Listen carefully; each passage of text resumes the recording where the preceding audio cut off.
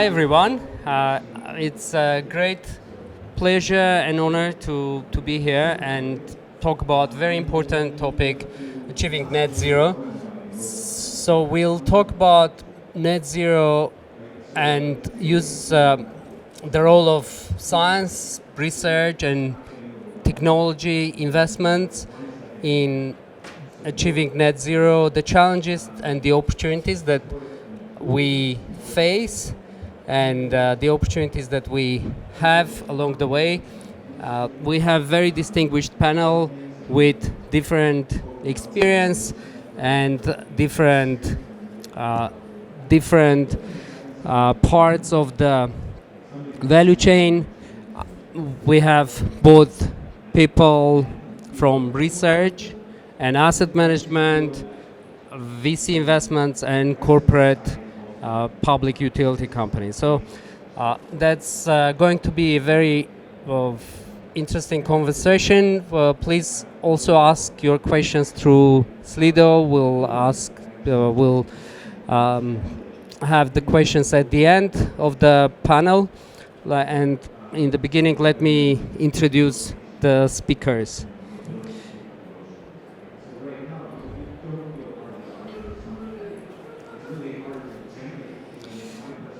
So firstly, I'd like to introduce Peet Denny.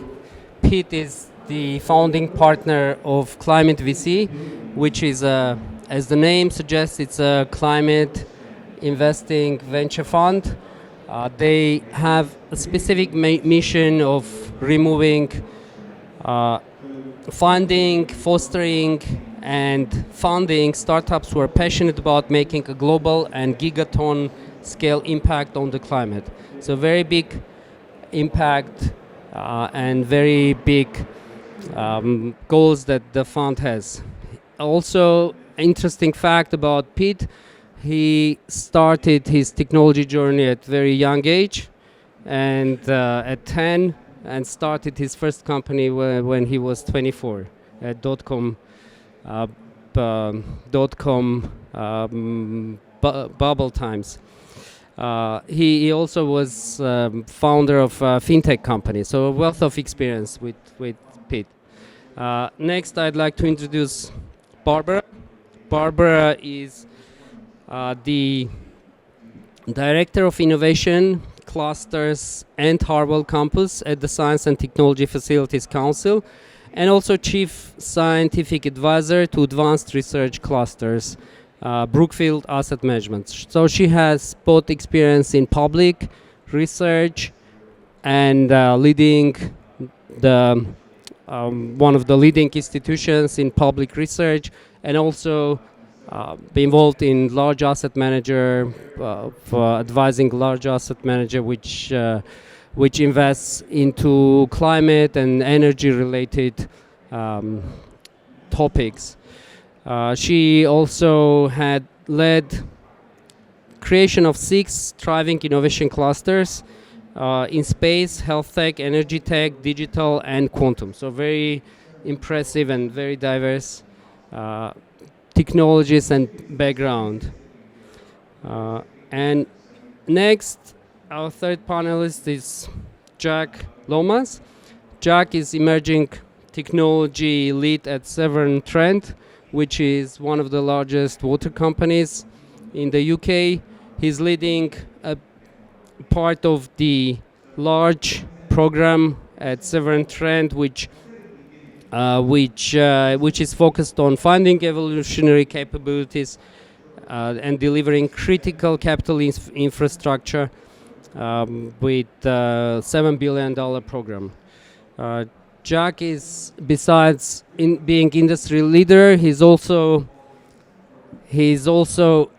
running a podcast, and the podcast is his podcast host at the Future Engineering Club, where he hosts weekly conversations with brightest minds tackling the biggest built environment challenges.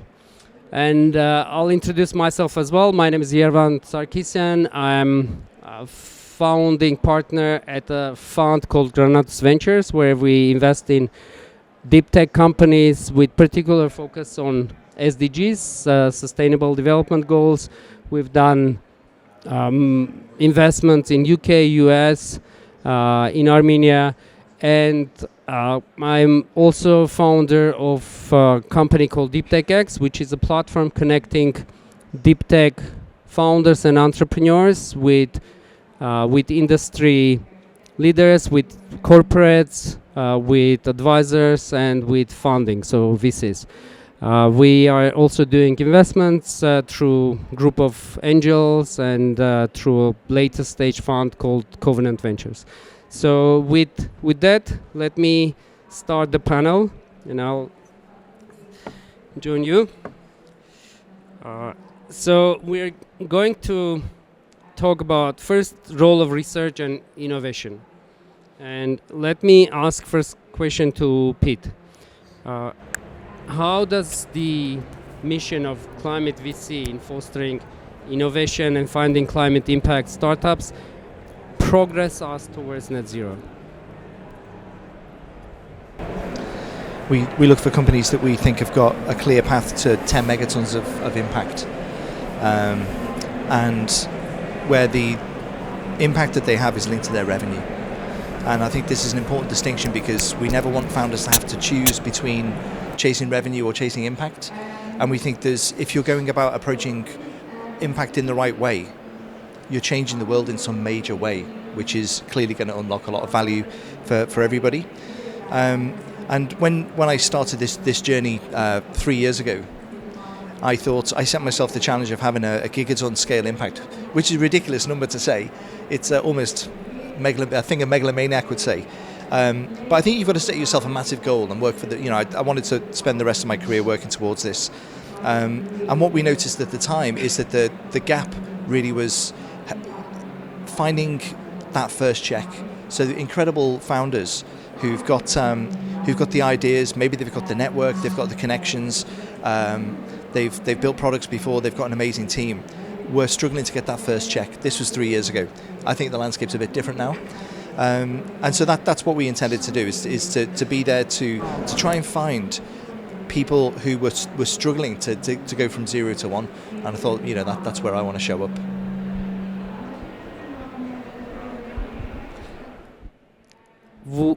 Would you be able to bring an example of a company or a couple of examples which you are particularly proud of, or you think they are on the path to achieving this goal? I think that the classic example is a company called Globalotech, who are making energy out of the heat that's trapped in seawater. It's like geothermal, but in the sea. And they're a classic investment for us, because they will have a huge carbon impact if they get to where they want to get to, 10 megatons every year. They will halve the amount of they will halve the energy bills in the countries in which they operate.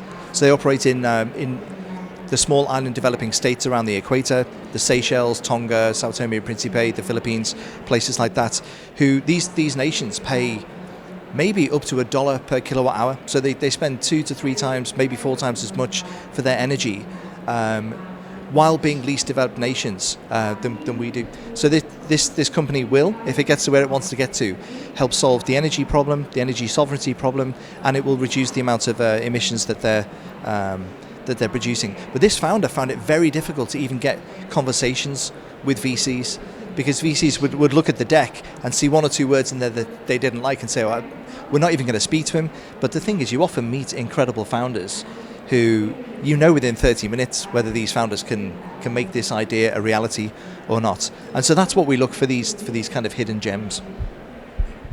Perfect, thank you. And Barbara, I'd like to ask, so you head up innovation clusters at the Science and Technology Facilities Council on Harvard campus. What are some of the innovative technologies that you can bring as examples that are relevant to our topic?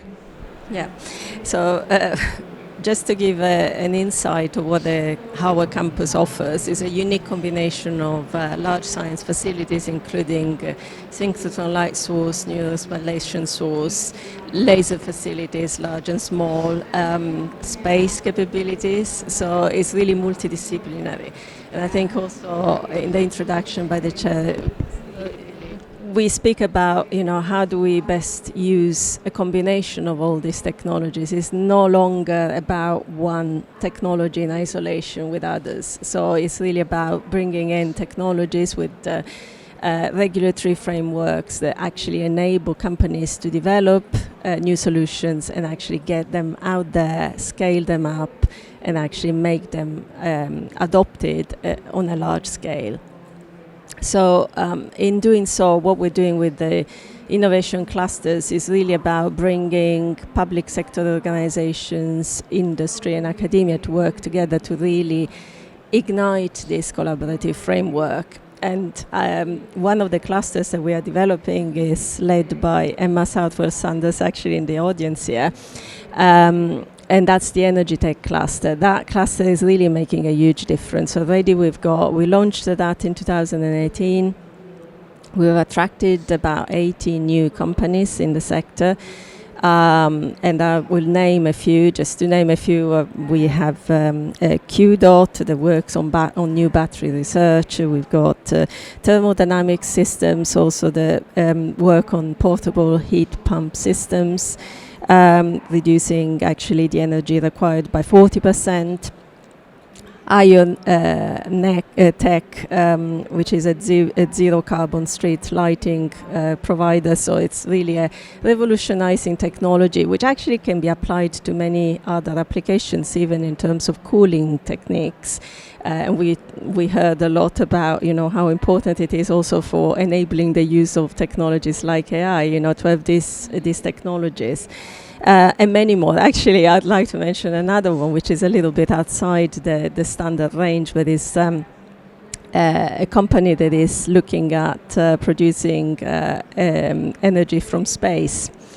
So it's a range of different capabilities, but the key thing, and what I find extremely exciting, is how they all come together and actually how they use similar technologies in different ways to provide different solutions. So I think the future is in this wider collaboration, and I think that's really what we are supporting moving forward. Microphone work now? Okay, thank you. And so, are you continuing on the conversation? Are you attracting companies to the campus, or those are companies that start from research and they commercialize? A bit of both. The companies I mentioned are basically starting from research for capabilities or collaborations on campus. Some other companies like Ricardo are, have been on campus for a long time, and obviously, this is not working again. Oh, yeah, now it is. I'm back. So it's a mixture of the two. We also work with large organizations like Siemens, especially in new applications of hydrogen storage, like green ammonia demonstrators. So we've got large, smaller projects and large and small companies actually being attracting on campus. And what we've created within the campus is an entrepreneurial ecosystem. So actually you got the one or two people company alongside the large corporates working together and alongside the scientists. So this is really what makes it the mix of innovation and really developing new applications very quickly. Okay, thank you. And question to Jack. So how do you see transformative technologies contributing to achieving net zero, particularly in the context of your organization? Thanks. I think it's important to maybe start off by the scene to where we find ourselves today. So by way of introduction, I head our emerging technology, focused entirely on our AMP8 program. So the AMP8 program is the 5-year regulatory period starting from 2025 to 30. Over that 5-year period, the current 5-year period, so 2020 to 2025, capital investment is about sort of 2.4 billion over that program, and then from 25 to 30, that will then increase to between sort of 6 and 7 billion. The challenge with that is the spend will sort of 2 to 3x. However, our resources won't, our headcount won't, and we're sort of looking at this sort of big mountain and saying, okay, right, how are we going to do this? The only answer to being able to deliver that scale of investment is technology and transformational capabilities. So the answer then immediately turns to, okay, well, what capabilities are available today? We love R&D, we love research, we love Innovate UK and everything in between. However, we don't have the time for R&D. We need capabilities that can move the needle today and tomorrow. We've already started on our AMP8 program, so we're already designing the sort of new infrastructure. So that very much sort of sets the scene and almost sort of creates some parameters around the types of capabilities that we can really make use of. So it's then the case of, okay, well, what really moves the needle for us today? For us, at the minute, the big play is design. How can we speed up design? So for us, that then looks at design automation. So generative design. We do a lot of pipelines and a lot of treatment assets. So it's a case of, okay, how can we apply generative design to speed up the way that we design these new assets? And then when we've then designed it, it's then a case of, okay, how can we speed up putting it in the ground? Ultimately, it comes down to productivity and efficiency. The construction industry and the sort of water industry is renowned for how unproductive it is. The UK, in terms of the sector, but also then actually the UK's construction sector on a global footprint, we are really at the bottom of the pile. So the big priority is trying to speed that up to ultimately make a difference. I think just the final point to mention around transformative technologies from a net zero perspective in particular is this investment is required regardless. So, but the variant is how decarbonised we can be in our approach to putting it in the ground. And the best opportunity to reduce carbon across an asset life cycle, fully operational life cycle, is by designing it out. So that is the focus right now today. How can we design out carbon throughout the asset life cycle? So when we're finished, we put it in the ground 4 or 5 years' time. For the lifetime of that asset, which might be 50, 100 years plus, it's operating on a very sort of reduced carbon basis. I'll sort of pause there for the minute. So you mentioned generative AI and research capabilities, and that's, I understand, for new assets that you build. What are the solutions that you have for the existing infrastructure? So existing infrastructure, and I sort of the caveat here is I focus on the capital business rather than our sort of asset management business. But the sort of the big play around the water industry represents about 5% global carbon footprint, and the asset management of that, asset management of live assets represents a large proportion of that 5%. So the big challenge is, okay, how can we decarbonise existing treatment centres? And for that, it's then a case of a sort of exploring and intervening with new types of process technologies. But then actually, it's a bit of a tricky one. And that's why we do sort of, at the minute, focus, at least my focus, is in the capital. Because some of these treatment assets have been operational for decades. And actually, the opportunity to really incredibly transform and decarbonise those is somewhat limited. However, the opportunity to decarbonise new assets going to the ground, that is absolutely endless. Okay, yeah, thank you.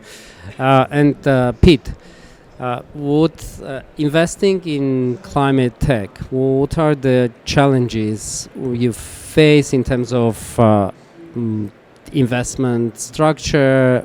Is it very capital intensive, or being an early stage VC, are you able to have enough capital for those companies to get to where they need to? That's a very interesting question, and I'd like to thank you for asking it. There's a thing going on in climate tech at the moment. That lots of these businesses access venture capital in the early days to kind of develop their IP and to put a great team in place. But then when they get ready to build their first of a kind, then this is very difficult to unlock this funding. This doesn't apply to all climate tech companies. There are a great many climate tech companies that are software end to end. An insurance company that insures carbon, for example, won't have these problems. But anything that's building, like anything at scale, hardware, will get to a point where they need 10 million or 30 million or 60 million to build their first thing. And this first thing, once they've built it, will generate revenue day and night for 20 or 30 years. And that kind of project is more suitable for things like infrastructure funding, or can you hear me okay? Yeah. Infrastructure funding or project funding, or maybe even development funding. But there's a lot of these companies, because we've invested in them when they were just starting out, they're not mature enough to unlock that funding yet. And so we're going through what I think a lot of the industry is going through for the first time, which is how do we unlock that first project, because the second project and the third project, there are banks that we've met around the world who've said we will back this kind of thing all day, something that will deliver 20% IRR every year for 20 years. Yeah, of course we'll do that. It's underwritten by this large engineering firm. Of course we'll do that. So who funds the first one? I think this is where real innovation is that better? I think this is where innovation is needed in the financial sector, because what we're doing, it has great ecological and social benefits. There are foundations and other sources of soft money, public money, who are willing to underwrite a lot of the risk, to take that first risk, and so by structuring funding, which is a mix of equity and debt and philanthropic money and public money, you can bring down the risk so that it's under a level where banks are saying, actually, I think I will invest in that first of a kind. So that first of a kind funding problem is just a breeding ground for great innovation financially. Thank you. And any other challenges that you face when investing? How do you evaluate the companies? How do you see their potential to really reach that global scale impact? We want to have a gigaton scale impact, and the way that we think that we're going to pull that off is by finding 10 companies. Is that better? Yeah, is that better? Is by finding 10 companies that can have 10 megatons of impact every year for 10 years. So that's one of the big things that we look at. But it's not just can this technology achieve this level of impact. We also need to buy the fact that this team can execute that within this market with this level of funding. And so those are the things that we look at.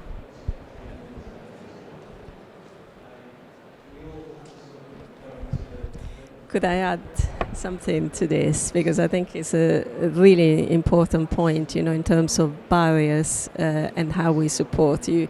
Peter has talked about the investment strategies. I think that's really important, having different type of funds, feeding into the developments of these companies. From our perspective, of course, we have created this strong ecosystem that supports the growth, which also includes investors, an investor network, a strong investor network, especially working with our joint venture partner on the campus, Brookfield Asset Management.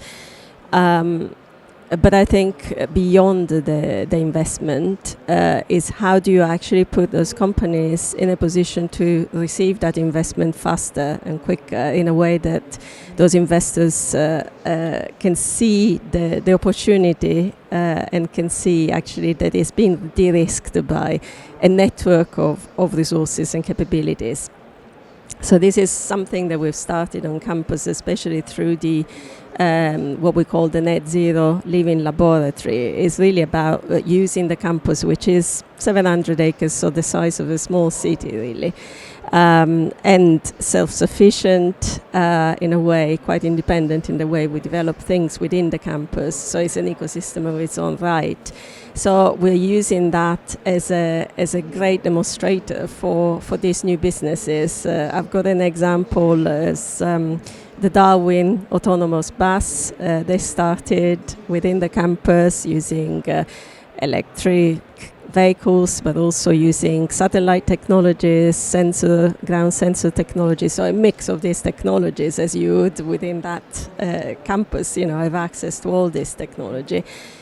So they use the capabilities on campus to demonstrate the technology, but then they use the campus as a great habitat to actually safely do so.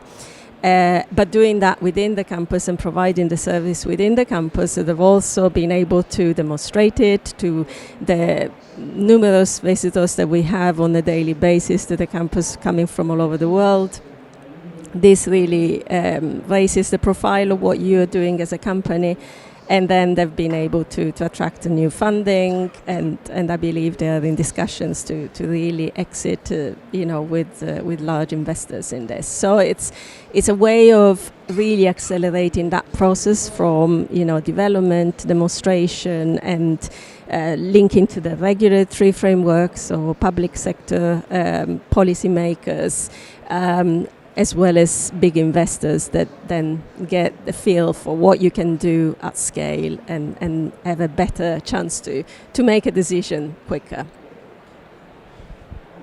Would you mind if I just add a point to that? I think the ecosystem that Barbara's just described is so critical in order for us to really make meaningful progress against net zero.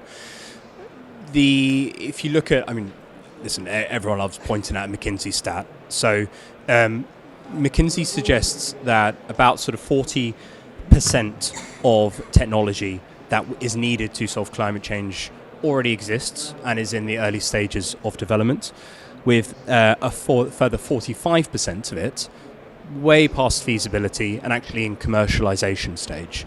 So some examples of these. So in that sort of in commercialization stage, you've got sort of solar PV. You've got heat pumps, which is one of the sort of hot topics at the minute. And then in that sort of earlier stage, you've then got capabilities like direct air capture and, say, low carbon concrete. So types of concrete recycling, rather. So if you sort of look at that sort of like landscape of around sort of 85% of capabilities that are needed to make meaningful change exists, it means that ecosystems like Bob is so critical, because it's not just a funding play.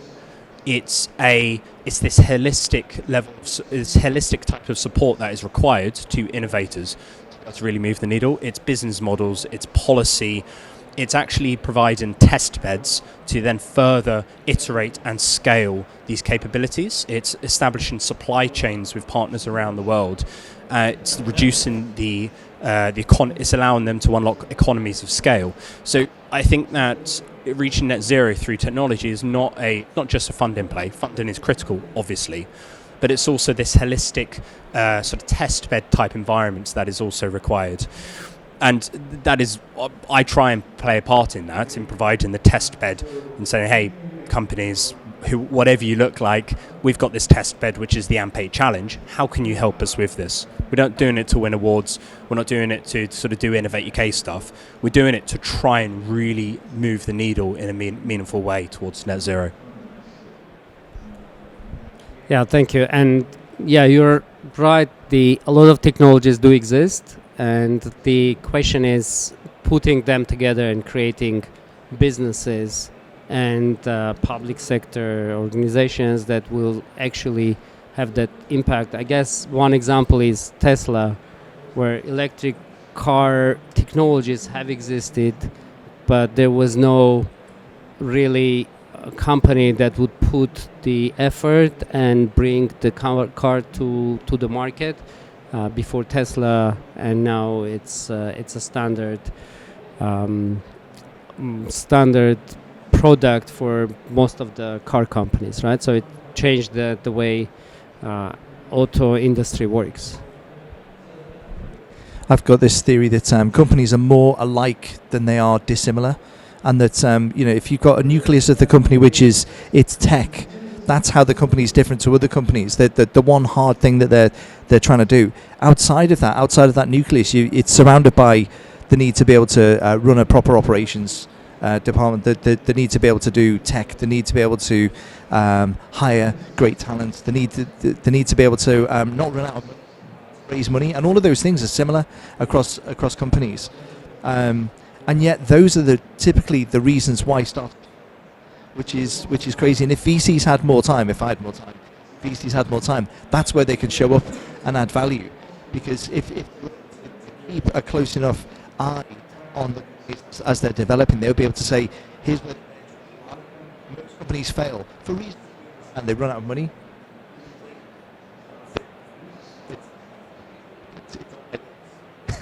They run out, or they've got.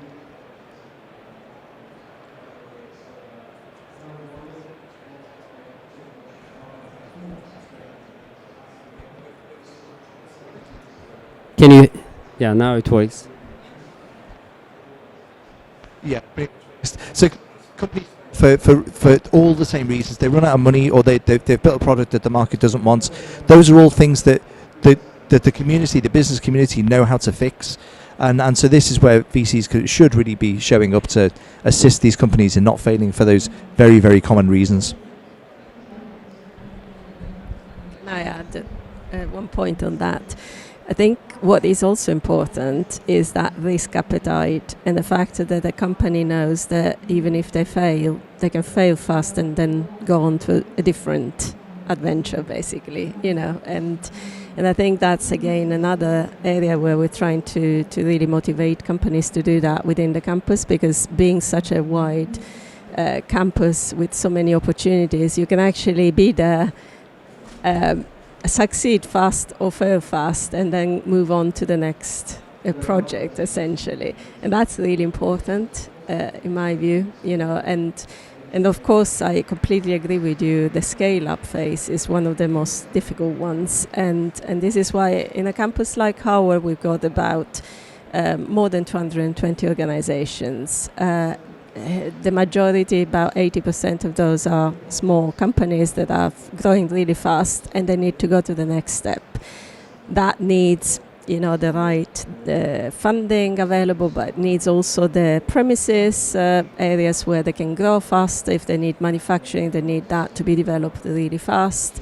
And they need obviously the skills, the skilled people. They need support in establishing a business, as you say, also that guidance from experts in that field, both other CEOs or VC funding, providers, all people with the expertise to actually support that growth. So I think it's a mixture of ingredients in order to make those companies successful, but actually we've got a responsibility collectively, I think, to bring those support areas together, actually working together. So that's one of the priority areas that we are looking into. Yeah, thank you. We have about 10 minutes left. Do we have questions? How do we check for the questions on Slido?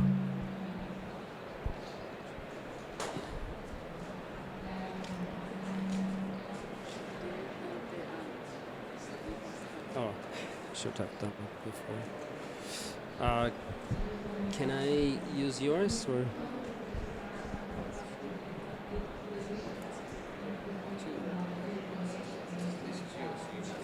Okay. Yeah. Thank you. Yeah. While I'm checking the questions, there was last thing that we wanted to talk about is do you have any key messages that you want to address to any of the stakeholders on what needs to be done to achieve net zero? I'm happy to sort of jump in with a thought that I don't intend to be too contentious, but from my perspective and sort of where I sit and sort of looking out into the sort of where the large carbon sort of generators are, I don't think that net zero is an R&D challenge. I don't think it's a research challenge. I don't think it's a challenge requiring lots of insanely intelligent PhDs to sit around a table going 0 to 1. I think that it's an adoption challenge. If you look at some of the largest industries in the world and their carbon footprint, let's take concrete, for example, or cement rather. You look at some of the largest building materials companies in the world, low carbon cement exists. It's been around for a while. Research suggests, I think it's the RPI suggests that large cement companies that I won't name could make up about 40% of their cement using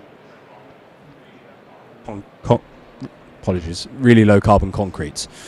That capability exists. It's available. It's not research challenge. It's an adoption challenge.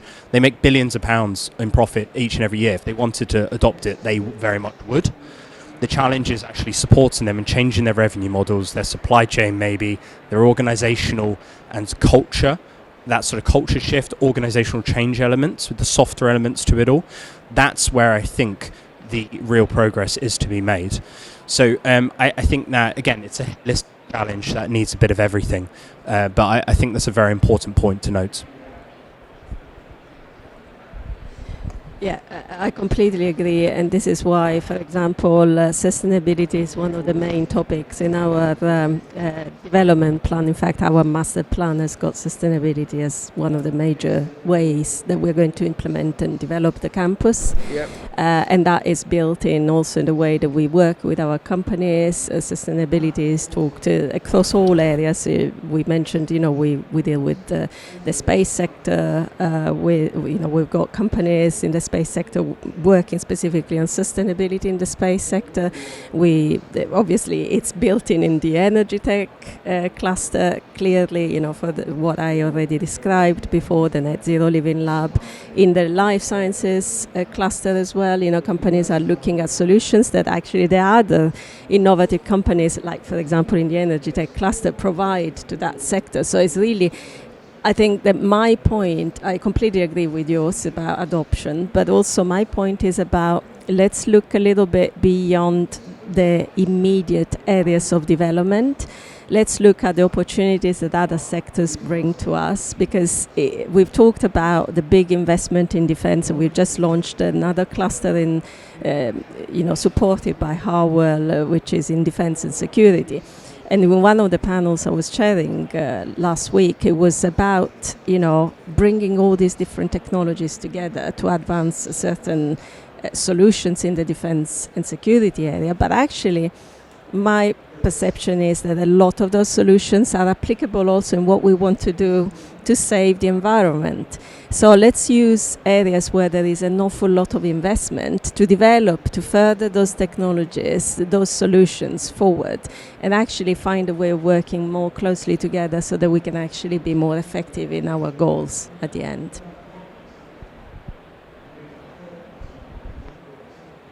Have any comments? Okay. There's a massive bottleneck at the moment in funding. There's people have gone out and raised hundreds of billions to deploy into this space, but there's a lack of bankable projects. So that's interesting, isn't it? There's founders out there all over the place looking for money, thinking there's no money for me, and there's bankers at the other end of the scale thinking there's no projects for us to deploy this money into, hundreds of billions of it, and that's because a lot of times founders are not presenting their opportunity as a bankable proposition. They're not talking the language that is needed, where the language is, this is the IRR of this project. You put money in, and this is how it compares with the Standard & Poor's. I think the Standard & Poor's did 25% 2 years ago. How is your project going to beat that? Standard & Poor's is a lot safer place. The T-bills were doing, 7, 8, 9 8% a couple of years ago. That's what your thing has got to compete with. And if you can speak that language correctly, if you can treat it as a business, as a way of making money, right, we're doing this for sustainability reasons, but if you can talk about this as a way that the bankers are going to make money, then they have checks of hundreds of billions for you and your friends. I think that final point is so key. So much of what I see within the sort of climate tech space is almost sort of paraded as charity, or as sort of like this sort of support mechanism. No, it doesn't need to be a favour to anyone. Yes, it's a favour to the planet, sure, but the morality element isn't required. It needs to come back down to value, so then people can very easily understand, okay, where is it going to move the needle? Is it going to save time, cost? Yes, there are now economic incentives in place around carbon, which is brilliant. The water sector, there are operational delivery incentives, ODIs, where funding can be unlocked through carbon reduction, which is a massive big game changer. But ultimately, it needs to come down to, okay, how is it going to move the needle? What value is it going to generate? And I think the sooner we sort of strip the morality and the sort of the charity-esque elements around climate tech, the sooner we can make some more meaningful progress. Yeah, thank you. But I would also add that with an example about partnership between a startup, a young startup, and very large sovereign wealth funds investing into the joint venture with them. So there's a company called EarthGrid in US. They are using plasma to bore tunnels much faster and cheaper, 10 times cheaper, 100 times faster than existing technology. So it's a startup that can help with energy transformation because their tunnels will be used for electric grid, for all the infrastructure. They also will be boring civil and road tunnels. And in the very early days, seeing the potential of the technology as a wealth management, large sovereign wealth fund has invested $7 billion into a project joint venture with this company to build this infrastructure.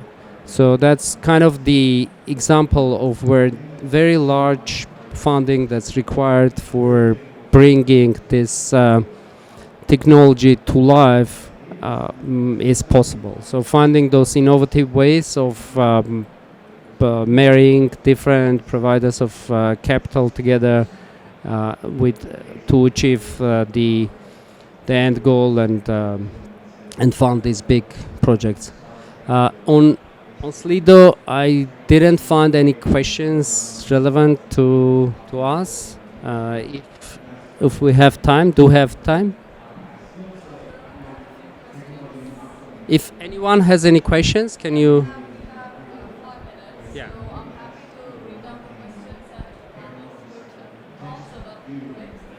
Okay.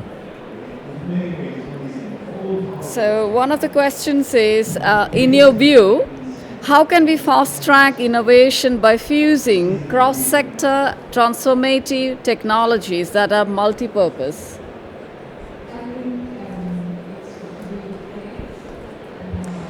Yeah, that's exactly what we're doing on the campus, having all these different technologies. What we're doing with the clusters, we got. Can you hear me? Yeah. Yeah, go ahead. Yeah. With the clusters, as I said, we got different sectors covered: the space, life sciences, now quantum as well, and actually.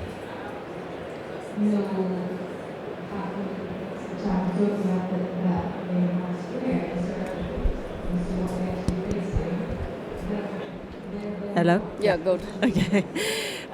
So we also have clusters in the northwest of England on our other science innovation campus, especially focused on the digital side, so AI, innovation, quantum as well. And I think that we're seeing that having different clusters of organizations working side by side is actually stimulating that cross collaboration as well. Each of our cluster companies have a third of the organizations working with each other, and that's where you see that cross-fertilization. For example, Sygensis, which is one of the energy tech companies, is working with the Hartree Center in the northwest to develop optimized energy use from the grid. So it's really how you actually show the opportunities and how you facilitate that collaboration. Thank you, Barbara. Thank you. I have so many questions coming in. So if panelists, if you could stick your answers to 1 minute, please. So the next question is, will companies only change or adopt their revenue model based on sustainable impact if there is a clear demand from the consumers? Who would like to take up this question? I think it's difficult to wait for the voluntary markets to move. People are under so many pressures for so many things, and unfortunately, this is my life's work. Sustainability is one of the first things to go. So I think companies need to be building a product which is just better. It's better. Yeah, it's sustainable, but it's faster. Not just a little bit better, way better. And B, we need regulation. Thank you. I think we can try to take one or two more questions. So the next one is, what do you see as the biggest blocker to new technology being transformational and adapted to scale? Funding, accelerating R&D to product, or adaptation by industry? So what's the biggest blocker in terms of adapting these new technologies for different industries? So last one, adaptation to industry, but then it sort of goes further than that around my point before, organizational culture. The challenge isn't technology, it's not technical, it's organizational culture. The capabilities are here within our fingertips, and if you look at large organizations, the barriers to them adopting it is that organizational shift. It's either sort of the carrot versus the stick, or it's a case of actually trying to persuade them into the need for change. Ultimately, I think that for a lot of the challenges that we are faced with as a planet, the only answer is regulation, but the ultimate challenge is organizational culture. Excellent. Thank you very much for that. And I'm trying to take on one more question. The next one is, it says, coming to Adam's point, founders should talk the language of impact investing, driving revenue and impact. It's not a proper question, but I hope you get the message. Yeah, this is not about inventing a new thing. This is not about ideas. This is about businesses. But we need money. Money needs to flow into the climate transition in large measure. And where does it flow? It flows into things that make money. And so that is the language that founders need to be speaking.